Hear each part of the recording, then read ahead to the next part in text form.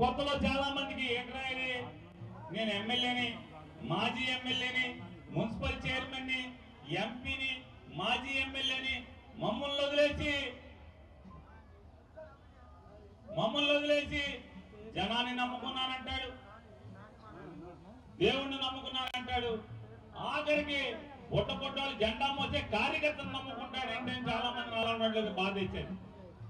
కానీ రాజకీయాల్ని మారుస్తూ, రాష్ట్ర రాజకీయాల్ని మారుస్తూ దేశంలోనే ఎక్కడా లేని విధంగా కార్యకర్తకి విలువించినోడు ఎవరన్నారంటే 100కి 100% అది జగన్మోహన్ రెడ్డి గారు.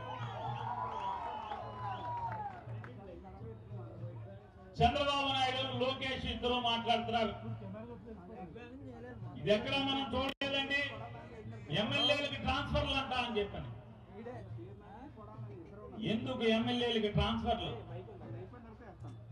ప్రజల గుండెల్లో, కార్యకర్తల గుండెల్లో, ఇద్దరు గుండెల్లో 5 ఏళ్లలో ఎవరికి స్థానం లేకపోయినా కూడా కార్యకర్తలు మాకు వద్దు, జగనన్న మా ఎమ్మెల్యేని మార్చు అంటే అందరినీ కూడా మార్చుకుంటూ వచ్చాడా లేదా ఒక్కసారి మీరందరూ కూడా గుండెల మీద చేసి చెప్పండి. మరి మాకు కార్యకర్తలకు వీలిచ్చినట్ట కాదా? కానీ ఇవాళ మనం చూస్తున్నాం చంద్రబాబు నాయుడు కొడుకు కలిసి డబ్బు ఉంటేనే టికెట్లు. డబ్బు ఉందా? ఎన్నాళ్ళ నుంచి జెండా మోస్తున్నావు కాదు, తెలుగుదేశం జెండా కూడా మోస్తున్న వాళ్ళు ఉన్నారు ఎన్నో సంవత్సరాల నుంచి. జెండా మోస్తున్నావా లెక్క కాదు, నీ దగ్గర ఎంత సంచులో డబ్బు ఉంది. డబ్బున్నోడికి మాత్రమే చంద్రబాబు దగ్గర విలువ దొరుకుతుంది. ఇవాళ జగన్మోహన్ రెడ్డి గారు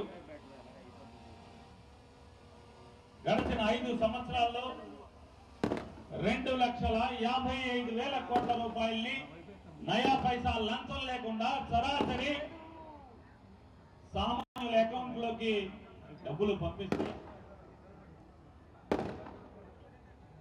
ఒక 4 సంవత్సరాల క్రితం వరకు చంద్రబాబు నాయుడు కానీ, తెలుగుదేశంలో ఉన్నటువంటి చాలా మంది డబ్బున్నోళ్ళు కానీ మాట్లాడుతూ వస్తున్నారు.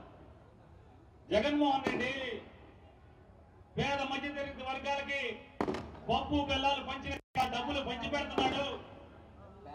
ఇదా ప్రభుత్వం అంటే? డబ్బులు పంచి పెట్టమా పేదవాళ్ళకి ప్రభుత్వం అంటే? అభివృద్ధి కావాలని మాట్లాడుతూ వచ్చారు.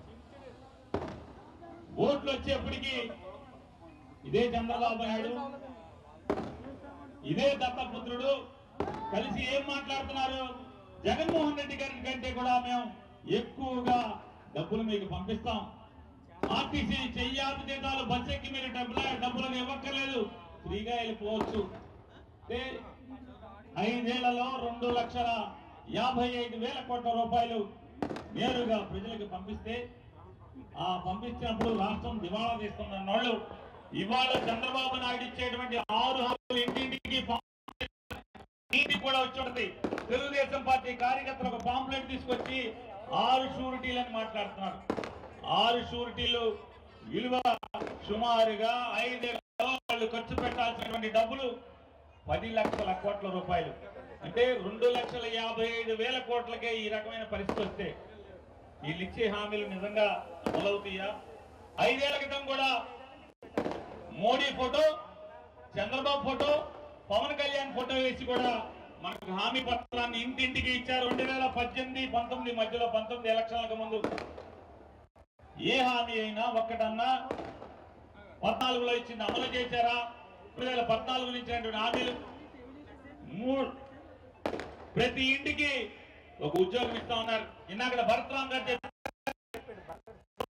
జాబ్ వస్తుంది అని చెప్పారు. ప్రతి ఇంటికి ఒక జాబ్ ఇస్తామని చెప్పారు. ఓట్లు వేసాం. ఈ రాష్ట్రంలో ఉన్నటువంటి ఆంధ్ర ప్రజలందరూ కూడా చివరికి అధికారం వచ్చిన తర్వాత ఎవరికి వచ్చిందయ్యా జాబు? ఇంటింటికి జాబ్ వచ్చిందా అంటే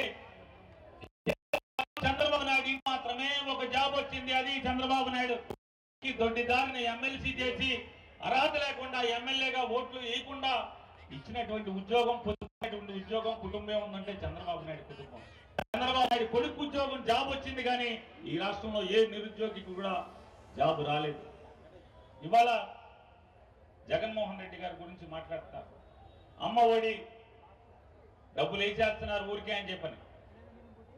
అమ్మ ఒడి అంటే జగన్మోహన్ రెడ్డి గారు వేసేటువంటి ప్రతి పథకంలో కూడా ఒక ఆశయం ఉంటుంది, ఒక సంకల్పం ఉంటుంది. దాని వెనకాల పాదయాత్రలో నడుస్తూ ఉంటే జగన్మోహన్ రెడ్డి గారితో పాటు చేతిలో చేయి కలిపి నడుస్తూ, అన్నా నా తండ్రి తాగుబోతన్నా, నా తండ్రి బాధ్యత లేనాడన్నా, అందుకని చెప్పి నా తమ్ముళ్ళు చెల్లెళ్ళు బడికెళ్లకుండా పనికెళ్తున్నారన్నా, అన్నా నా భర్త అంకికి రాడన్నా, నా కుటుంబం ఇబ్బందులు పాలైపోతుందన్నా, ఇల్లు గడవడానికి ఇబ్బంది పడి నేను పనికెళ్తూ గట్టి లేక మనసు చంపుకొని బాధలు తట్టుకోలేక బడికి వెళ్లాల్సినటువంటి పిల్లల్ని నాతో పాటు పనికి తీసుకెళ్తున్నానన్నా, నువ్వు రా అన్నా, నువ్వు వస్తావు, ఈ బాధల గట్టెక్కించన్నా అని చెప్పిన మీదటే ఆ బాధలన్నీ కూడా